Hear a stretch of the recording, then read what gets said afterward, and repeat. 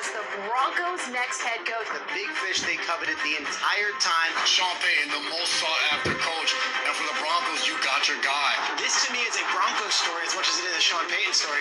Denver needed somebody to elevate this organization. Sean Payton is the man to do that. This is a coach who's beloved by his players. It fired me up as a player. I'm fired for those Denver Broncos. You got your guy, someone that's going to do the right things. Walk in a group and say, look, we didn't just come here to be a pretty face and say we own this. We want to win. There is no better coach who I know inherently wants to say F you to everyone that might doubt him. That coaching wisdom and that coaching experience, that coaching IQ, this is what it's supposed to look like.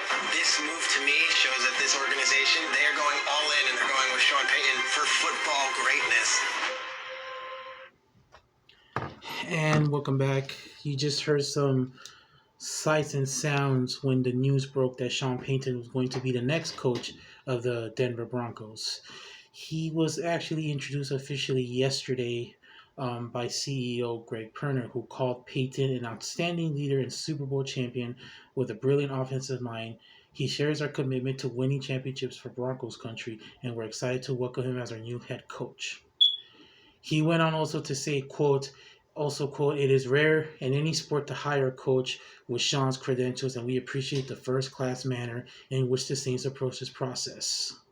We also appreciated the opportunity to meet and learn from the other highly qualified, outstanding coaches we interviewed. Our goal was to identify a strong leader for the Denver Broncos who was focused on winning, and we found him in Coach Payton.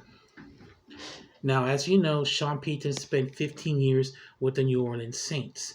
He became a coach in 2006, a year after the Hurricane Katrina devastation that really much rattled New Orleans. He was actually the key factor in rebuilding that city, bringing their hopes back by bringing in Drew Brees and Reggie Bush and other stars in 2006. Now, since he's been there, he's been able to revamp that community back into the grounds where they stand today. He was the Coach of the Year in 2006. He also went on Twitter after finding out that he was going to be the new head coach by saying, quote, I'm looking forward to the challenge. The tradition here is amazing. It's going to take a lot of hard work, but our plan is to win, and that really begins today. Now, he's been on the job since last Wednesday. He replaces Nathaniel Hackett, who was fired on Christmas Day after losing to the Rams 54-14, just 15 games into his first year. Perner said also in the conversation that he followed Hackett's dismissal by quote saying he wanted the Broncos' next coach to be a strong leader for this organization that's focused on winning. That starts with culture and instilling a sense of accountability and discipline. Those were all the attributes Sean Payton has. So he was very excited to be the new coach. Payton has a 152-89 record with the New Orleans Saints, also winning a Super Bowl in 2009 over the Indianapolis Colts. Remember, he was the one that actually called for that onside kick in the second half that actually led them to that Super Bowl pick. So what cost the Broncos and the Saints for him to sign? So to the agreement's terms, the Broncos traded their first-year picks in the April edition of the draft this year, 29th overall, and the Broncos gave up a second-round pick in the 2024 draft to hire Sean Payton. The Broncos will also receive the Saints' third-round pick as well. Now, here's what the challenge is for Sean Payton. He's got to get this offense back into title contenders. We've seen the history of the Denver Broncos with Brian Griese, Jake Plummer, Tim Tebow, Peyton Manning. So there's some quarterbacks that have actually played for the Orange Clan Broncos and they actually had some good careers. Here's the downfall of this. They signed Russell Wilson last year to try to become a franchise quarterback. Denver has been looking for a franchise quarterback since they won the Super Bowl, but they haven't been able to find one since Peyton Manning retired. They had a merry-go-round of quarterbacks that include Case Keenum and Joe Flacco. And apparently that didn't work out. They used their rookie quarterbacks and didn't even progress much. But they picked up Russell Wilson, who was supposed to help this Broncos team get in contention in the AFC West. He finished with a low 16 touchdown passes, which is a career low for him, and he was sacked 55 times. The Broncos, okay, here's one thing. This is what's happened since the Broncos won Super Bowl 50. They've missed the playoffs 7 years in a row. Yes, that started with the defending season, and it's been there since. They have fired 3 head coaches: Vance Joseph, Vic Fangio, and now Hackett. Now, since the 2019 season, the kicker of the Broncos, Brandon McManus, is the only player on the current roster who was in uniform when they won the Super Bowl. Pretty much this whole football team is a bunch of newcomers. He is the lone warrior from that Super Bowl victory. You got to remember some things about Sean Payton as well. When Drew Brees was under his offense, the Saints won 10 games in 9 seasons. He's led the Saints passing 5 times with Drew Brees. In 5 times, Drew Brees hit the 5,000-yard pass mark, which is very, very rare in the NFL. You don't really see that consistency very often. Maybe now in today's game with more passing, then yeah, you'll probably see a lot of that. Can he rebuild Russell Wilson's career? He rebuilt Drew Brees's. The Broncos don't really have a lot of talent on this roster, so it's going to probably take time before Sean Payton can unleash his scheme of being a dangerous passing game in this AFC. You got other teams in the AFC that have better offenses right now than the Denver Broncos, especially in this division. You have divisions with the Kansas City Chiefs, the Chargers, Justin Herbert, he's a good quarterback. He has Keenan Allen, and he has a running game. And then, yes, the Raiders still all have a good offense. They still have Devontae Adams. They still have Josh Jacobs. They just need a quarterback. Now, if this quarterback happens to be Aaron Rodgers or Jimmy Garoppolo or somebody else, they're going to be up there to contend in this division. So if Sean Payton can get Russell Wilson to get his confidence rebooted, then there's a chance that he can have a successful comeback year, and he could possibly be one of those candidates for comeback player of the year because he had a great season than the other ones. So my point here is, can he do it? It's going to take time because a lot of these conversions, a lot of these productions happen overnight. I mean, Bill Parcells, when he took over for the Jets, they went through a transition. Took 2 years to get it going. We all remember what happened in '98. He had a career vamped up Vinny Testaverde, who threw 29 touchdowns to 7 interceptions. He had Curtis, my favorite Martin, up there with 10 touchdowns and made Pro Bowl honors. You got to remember, Sean Payton is also a Bill Parcells protege. He was with the Giants when they went to the Super Bowl. He also had John Fox, who was also the coach of the Denver Broncos. Now, is it going to be easy to revamp Russell Wilson's career? It's going to take time. Russell Wilson has had a couple offensive coordinators. He's also had Pete Carroll. But you got to remember, he also had players in Seattle. T.J. Duckett was one of them. He had Marshawn Lynch, Doug Baldwin. He had weapons. The Broncos just have to get weapons because this is a young offensive core. You also have to establish a running game. Because if you don't have that running game, you're not going to stand a chance in the NFL. We've all known that. You got to have the 3 simple formulas, which is, running, passing, and then also special teams.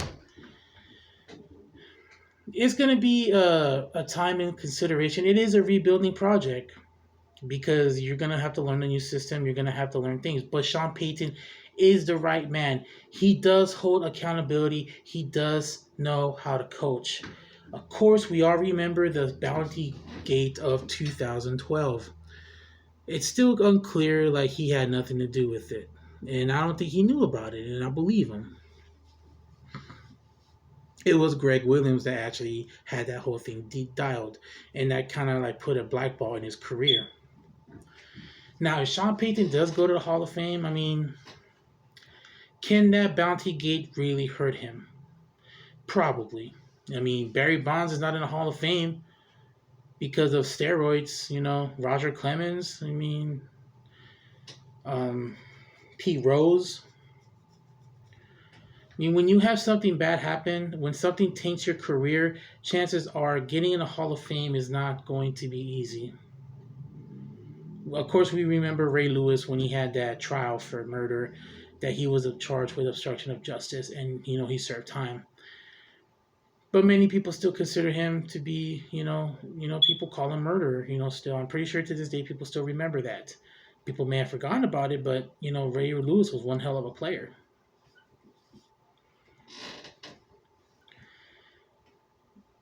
This is going to be one interesting off season, as I said in the last segment of the show. We don't know how the NFL, or we don't even know how the Broncos are going to look like this coming season. I mean, you look at what they have to go against. They got to go against a powerful AFC West. And yes, I'm talking every team is going to be a contender this year.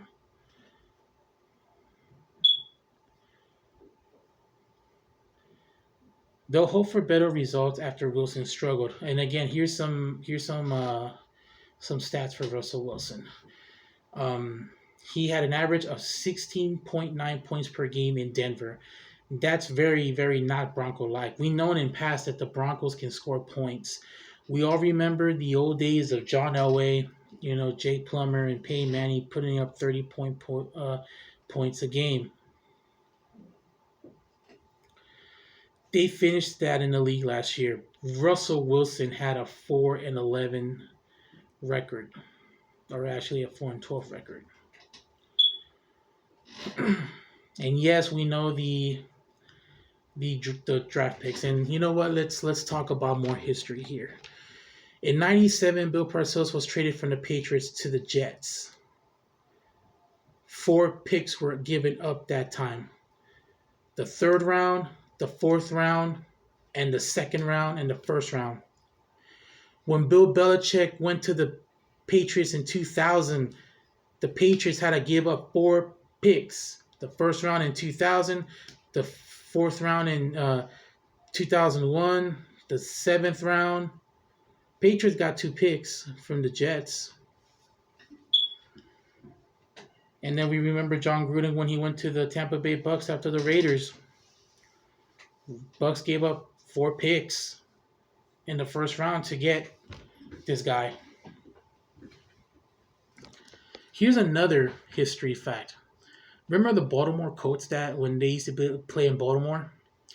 Well, they ended up getting a 1st-round pick for Miami Dolphins for Don Shula. But later on, the NFL ruled Miami violated tampering rules in its recruitment of the coach, and they had to surrender the pick. So there's a little bit of history there about coaches and 1st-round picks if you want to know why.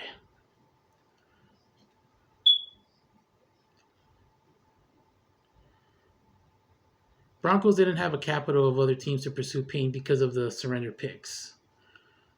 Broncos had nothing to lose at this point. They need to get going. They picked up Russell Wilson, but they still want to win while Russell Wilson can still play.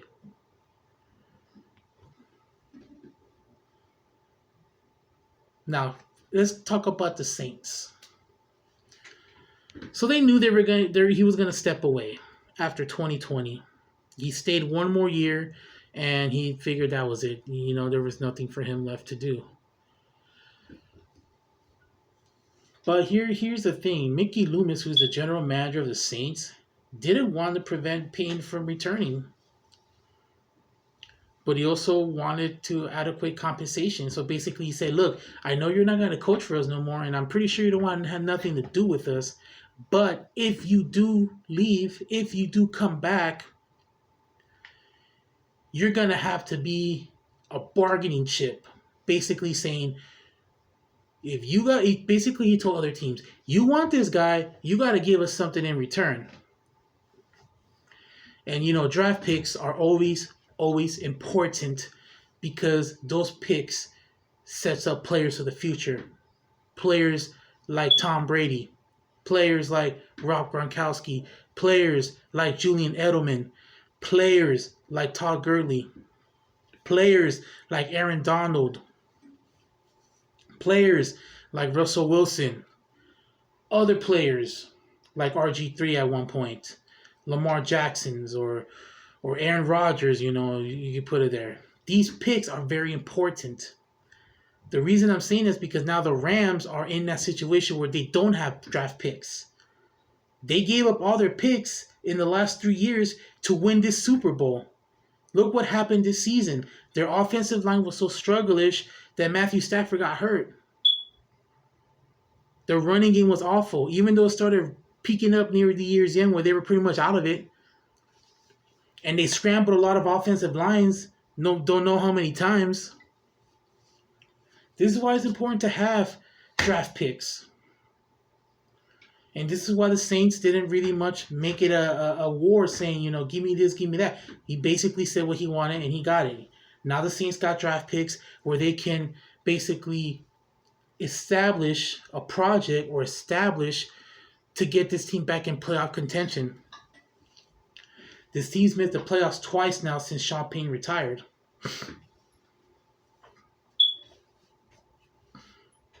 So we'll just have to wait and see how the Saints go in this year's draft. Now, what did this mean for Russell Wilson?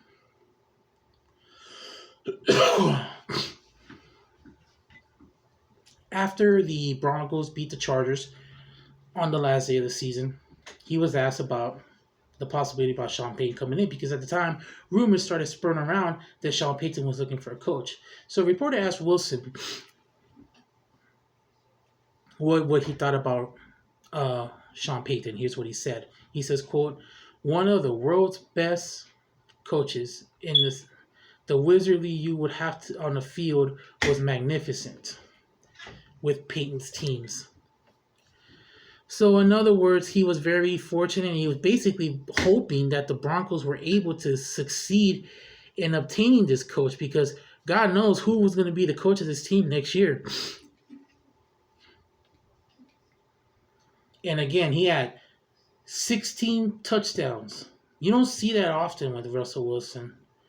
He had a 5-12 record, which is one of the lowest he's had in his career.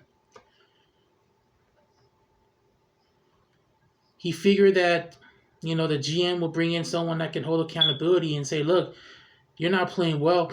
You're not playing well upon standards.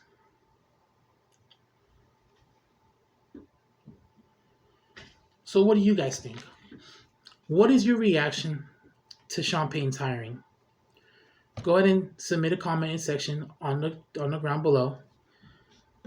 Let me know what you think. Will this be a good fit for the Broncos? How long will Payton stay? Will he be a one and done? Or is he committed to helping his team win another Super Bowl?